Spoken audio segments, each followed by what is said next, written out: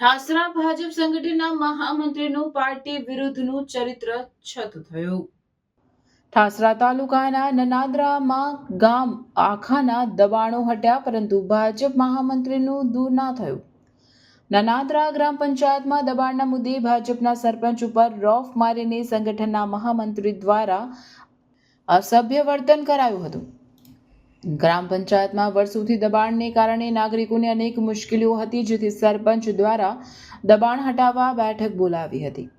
ઠાસરા ભાજપના મહામંત્રીનું મુખ્ય સડક ઉપર દબાણ હોવાથી દબાણ બચાવવા હોદ્દાનો દુરુપયોગ કરી બેઠકમાં અડચણ ઊભી કરી હતી અને મહિલા સરપંચ અને તેમના બહેન ઉપર હુમલો કરી મહિલા સરપંચનું સરા જાહેર અપમાન કર્યું હતું।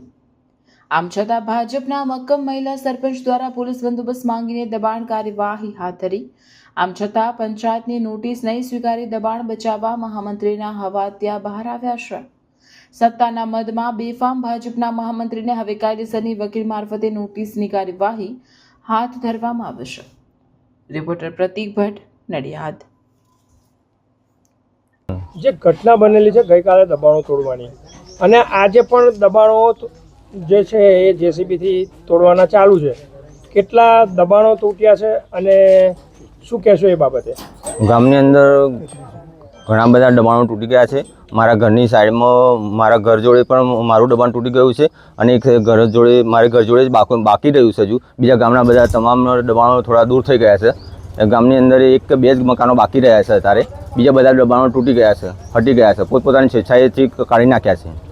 અમારે ગઈકાલે દબાણો હટાવવાની કામગીરી ચાલુ હતી, એમાં 34 મકાનના દબાણો હતા, નાના મોટા। એમાંથી એક દબાણ મોટું રહી ગયું છે, એ ભારતીય જનતા પાર્ટી સંગઠનના ઠાસરા તાલુકાના મહામંત્રીનું રહી ગયું છે। એમને એલિગેશન એવું કર્યું હતું કે અમને નોટિસ મળી નથી, એટલા માટે હું તોડવા નહીં દઉં, હું સ્ટે લાવી દઈશ, હું આમ કરીશ, બધી વાર્તાઓ કરતા હતા। એટલે અમે પછી એવું કીધું, ચાલો અમે તમને નોટિસ આપી દઈશું કાયદેસર, અને પછી એક બે દિવસમાં 10 દિવસમાં તમારું દબાણ દૂર કરવું પડશે। કેટલી નોટિસો તમે આપેલી છે? અમે ગામમાં દરેકના 3 નોટિસ આપેલી છે। કયા કયા સમયે આપેલી છે? અમે 15 દિવસના ગાળામાં આપેલી છે।